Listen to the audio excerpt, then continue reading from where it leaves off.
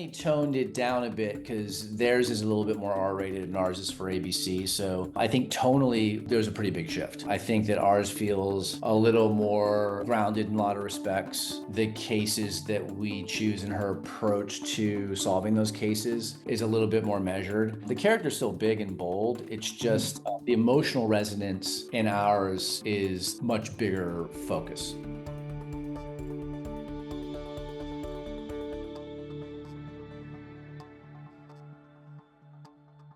Hi, I'm Gordon Burkell from Filmmaker U. At Filmmaker U, we create courses for film professionals to deepen and diversify your existing skill set. You can learn more at filmmakeru.com, or of course follow us on Instagram at filmmaker_u.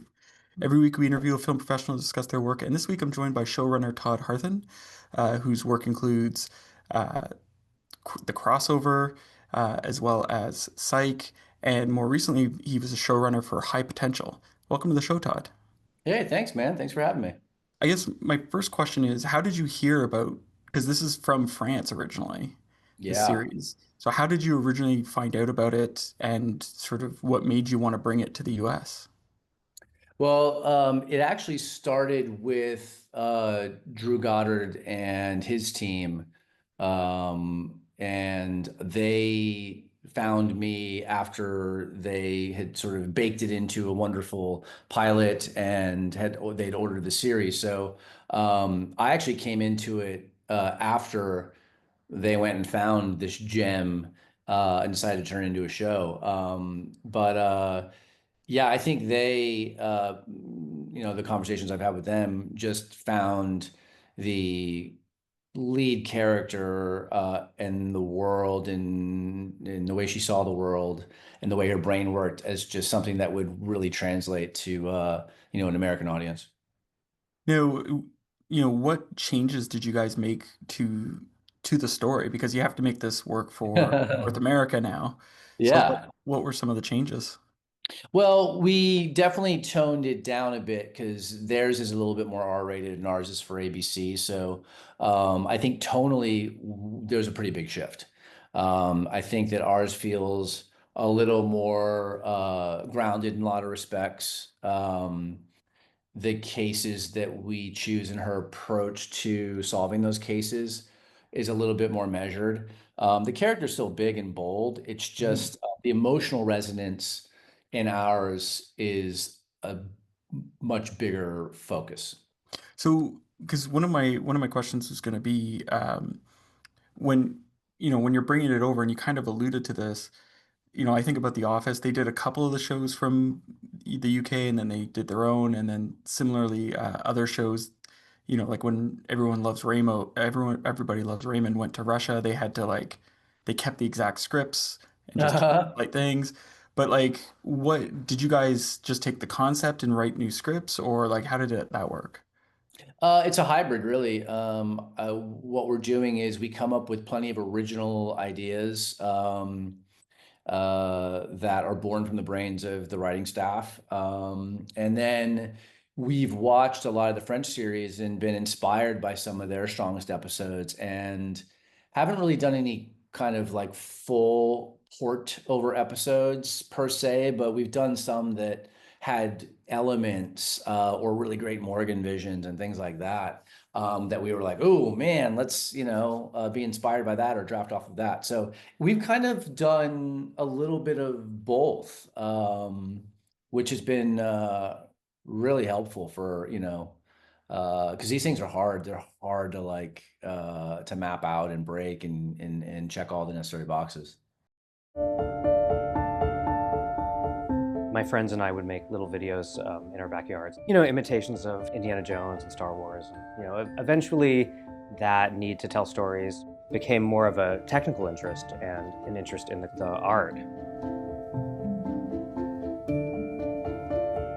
To me, what's exciting is using cinema in its full potential, which is rhythm and sound design and music. Our job is to set up expectations and then deliver on them. I'm Brian Cates, and this is my course in film editing.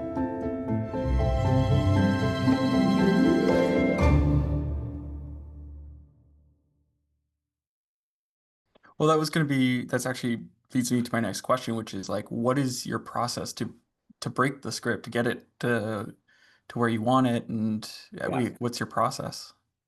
The best process, and we've tried a few, because in a new series, you're like, well, what is our process going to be? And some work better than others. I think the one that's been the most successful is crime first. Why is this crime going to be really hard to solve for not just the cops, but like it has to be hard to solve for this otherworldly genius. So starting with um, if it's an actual murder, sometimes it's an attempted murder, sometimes it's a kidnapping in our show. Um, who did it and why, and how did they pull it off? And what are those Sherlock kind of clues that get left behind that only Morgan can see? And that really has to be your launching pad. After that, when you get into like the character threads and some of the more serialized things or what's happening with Morgan at home, that usually comes after because quite frankly, like those are um, a little bit easier. They're challenging in a different way. The cases and the puzzles are really, really hard, so we usually start with that. Do you, because you always hear the saying that you start when it comes to a mystery, you start at the end and work your way back. Is that actually what you guys do, or is it like, A lot of times, yeah. I yeah? mean, it really helps to know where you're going and who did it and why. Because if you don't know sort of like we call it the crime line, if you don't really know the crime line and what this person did in the days or weeks or months or sometimes years leading up to the crime they committed, it's very hard to sort of take yourself through act by act all the different moves of that case because you're flying blind in many respects. So we've tried to fly blind, and sometimes you go, "Oh, look what we sort of lucked into," but I don't like to sort of put a lot of I don't like to stake my money, my bet on luck. So we plot and plan usually with the crime. Well, and like, do you guys have experts come in to help you sort of plot that out, or is it you guys just hammering it out until you figure it out? Yes, the short answer is we have, a wonderful detective. She was a cold case detective for many years that we reach out to sort of pick her brain about cases and procedure and some of the things she's seen. We have a couple of dedicated researchers that just dig through crime files and cold cases and things like that, and then the staff just goes into their own offices sometimes and just starts digging around and cooking up some of these inventive cases, so it's kind of like an all hands on deck process. I'd love to know, how did you've got the script coming from France, and then you guys are making it your own, but I'm wondering how much the actors influenced and sort of changed your approaches to the character development. It's interesting because I've always treated the actors as like an extension of the writer's room. Um, and through like conversation and picking their brains about like who they think these characters are, because like it's in the early seasons you're building it like Mm. and it's evolving and you're adding different textures and layers to each individual character. So um yeah, I think it's still being molded in many respects because we've just Mhm. started season two. So with Caitlin in particular, we talk a lot about her backstory and her relationship with her parents who we still haven't met, and how that's informing the way she parents present day with her own kids and things like that. And with Daniel, we've talked a lot about why he wanted to become a cop in the first place and some of the things he saw when he was, a beat cop and a patrolman, and like all those kinds of conversations and things sort of come back to the writer's room and inform how we build each respective character. But it really is like a constant evolution. It's so much different than a movie, a movie like, you got your audience for a couple of hours and then it's over. Mhm. Unless it's a big franchise. Here, it's like, you really think about it over the course of a season, we're doing like the equivalent of 6 or 8 movies worth of material. So you're constantly talking about the different layers that you're going to peel back for each character. And it's exciting and daunting and intimidating and all those things, but it's happening in real time. Because you did, so you're the showrunner, but you also wrote three 3 of the episodes this past season, or the first season.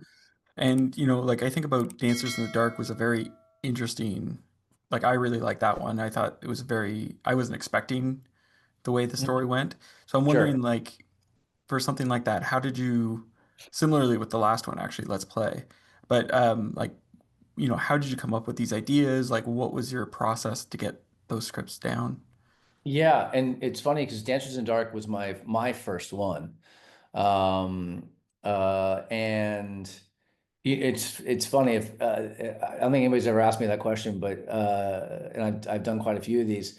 Um, when they told me that we were going to be following Dancing with the Stars, and they were going to do like a big promotional campaign, like with that show, I thought, oh, well, what if I come up with a case that has a dancing component? And I did a show called Psych with an actor named Delay Hill, who would come to the set sometimes in between takes. He would tap dance. He's an incredible tap dancer. And I remember being on the set, being sort of mesmerized by watching him tap dance. And I thought, you don't see or hear a lot about tap, and it's such a like, and not a lost art form, but one that I don't think people fully appreciate in a way that I think it should be appreciated. And I thought I'm gonna infuse that into a character and our victim, because I think it'll be infectious and mesmerizing, and it involves dance. And then I'm gonna shock the audience with um, him falling off this roof or being pushed off this roof. And then I just love the my right hand person, Mark Halsey, came up with a great idea of misleading the audience into thinking they're going to like rob like something or do something nefarious, and in fact they're just sneaking onto a roof to dance. And we started with that jumping off point, quite literally, and then we went, well, who pushed him off the roof? And so to your earlier point, it's like, well, where are we going and why? And Hmm. we knew we wanted like this pivot, like away from what you think it's going to be. And we love the idea of it. Well, what if it dovetails with another case that's happening on a different floor? And once we had those kind of like big story pillars, then it was just like, okay, what are the cool Morgan clues that take us from point A to point B? But it really just started off with like this like kernel of I want to do something that involves dance, and I want it to be tap dancing, and I'm going to build around this character that has a second chance at life and someone tries to take it away. And then we just started to build from there. Wow. Yeah, it's interesting because just like you said, you don't see tap dancing that often. And I saw like a clip of Sammy Davis Jr. doing it, and it was just like mind blowing. Like he Yeah, just yeah, floats sure. almost, and there's like a nice rhythm to it. It Yeah. in that episode, the other thing that sort of I really like is that we have the first episode that's setting everyone up, but this is the first episode where like we're taking Morgan and we're taking Adam and we're starting to evolve their characters. So like in the sense of like, okay, he's frustrated that she's here and Mhm. but they have to get to like each other eventually and start to work together. So like what were some of the struggles in getting that fine-tuned and working? Yeah, I mean, the thing that we paid very close attention to was we never wanted her to be smart and annoying. She's not trying to advertise her intelligence because she wants to make you feel lesser than. Mhm. That's not what she's ever trying to do. Um, and we wanted to make sure he wasn't like this irascible, finger wagging like alpha male that was like, Mhm. hey, lady in a skirt, like get away from me, you're not a cop. And like we never wanted him to come off as like chauvinistic, or you know what I mean? It's like a very fine line that we were trying to walk. And so again, it was lots of conversation with our director, Mhm. um, our actors, like constantly trying to figure out the right tone, and we were tweaking those lines constantly. Because Daniel Sanjado would be like, "Am I being like a little abrasive and dismissive here?" And we're like, Yeah. "Yeah, I think you are. That's our fault. Let's change that line." And then Caitlin would always be like, I am I being really annoying with like this thing that I happen to know? I'm like, well, maybe. So we're just constantly judging it. But that's the biggest thing, was finding that balance between the two of them. It's still something we keep a close eye on. probably one of the smartest things I've ever done for my career. It gave me all the tools that I needed to be able to jump into a new career. Getting myself into a mindset, thinking like an editor, and being around people that I can talk to on that level was really invaluable to me. A lot of the things that I learned from that class, I still think about. I loved the classroom. I loved the computer stations. We built a sense of community. And it also instills a lot of confidence in you to take that and go out into the world. After I took the class, I felt very prepared to take the next step. I owe Manhattan Workshop the career that I have right now. Things have been going great, and I really have the Manhattan Workshop to thank for that.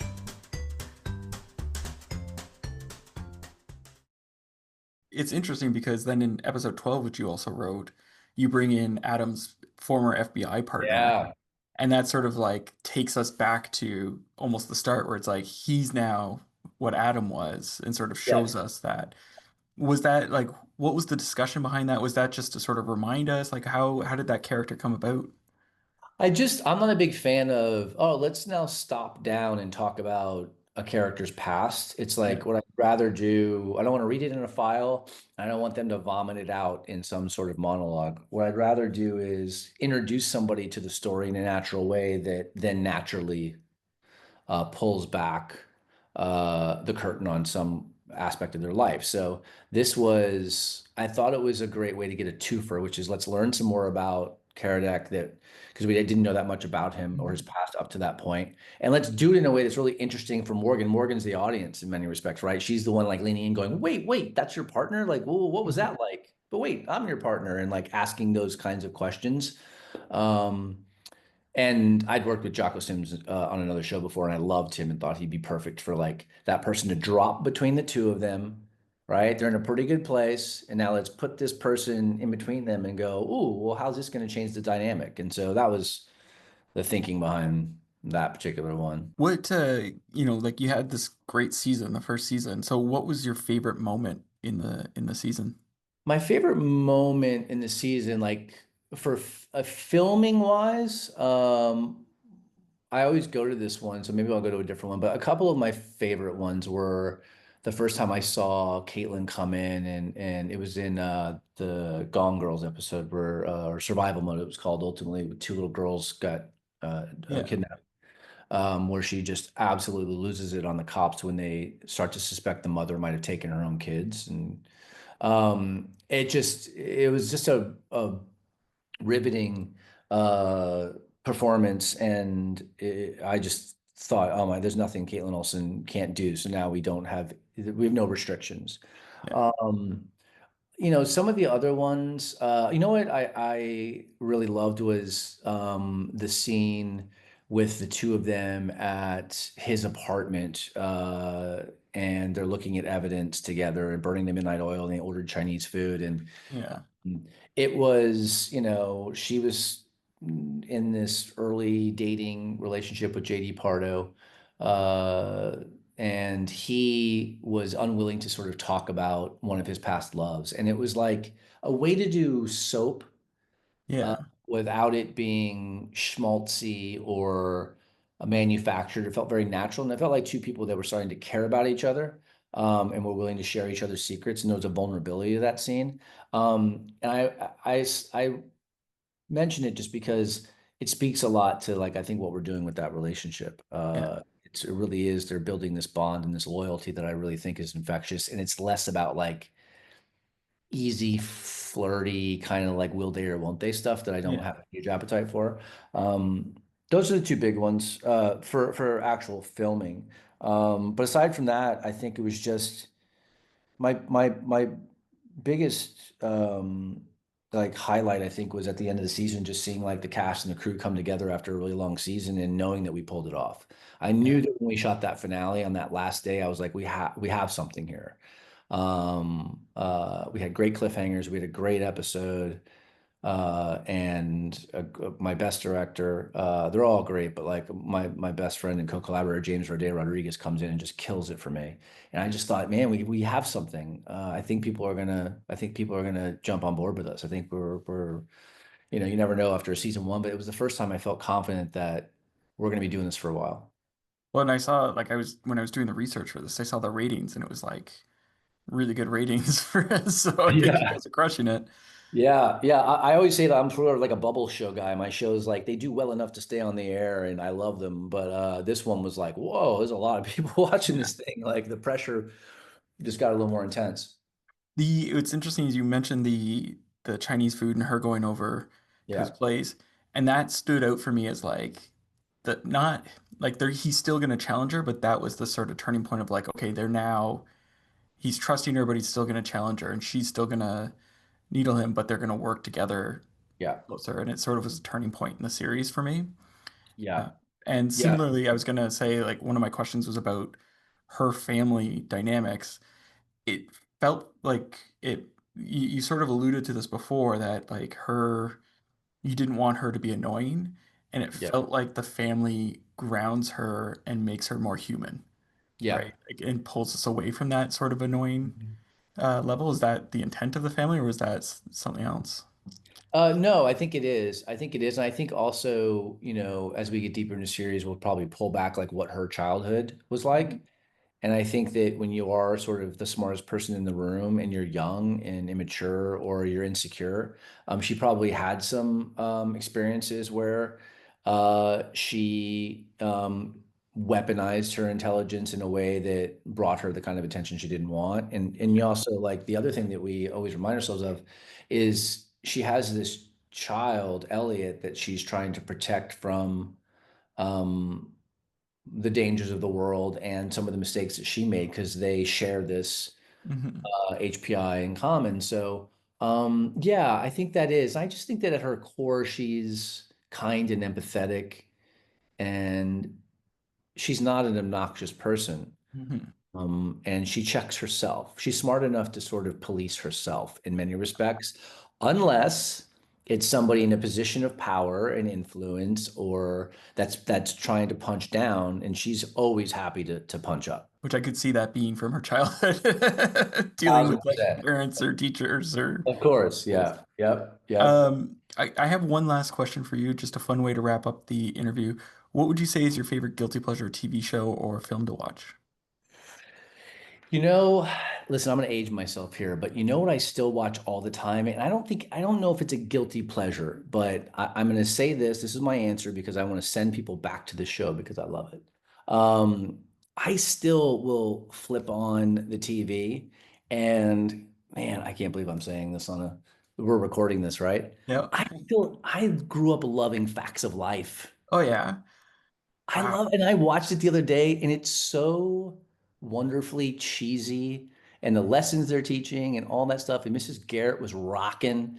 Um, and I watched, oh my God, with Mr. Drummond and Gary Coleman, Different Strokes. Yeah. So that's right. And so that's another one for me. But yeah, man, I'm a Facts of Life guy. I think people need to go back and learn some life lessons from that thing. I always watch MASH. If that comes on, that's my Oh, yeah, that's another one. Yeah. Oh, and I do. You know what I did the other day? I went on a whole run. I did like 6 episodes in a row. It was A-Team. The Oh, old no way. A-Team. That would have been great. Yeah, A-Team was tip top. I'm a retro guy, man. I do Three's Company. I go back and watch all the old ones that I grew up loving, but Facts of Life is a weird one, and Yeah. I don't think I've said that out loud to anybody but you. Well, thank you very much. Yeah, man, this was fun. We'll do it again at some point. Yeah, definitely. Well, maybe after season two, we'll do Let's it do again. it. You know where to find me. Yeah. Well, that's it for our show this week, everyone. Make sure to check us out at filmmakeru.com. Of course, on Instagram at filmmaker_you. I'm Gordon Burkell. Thanks for watching.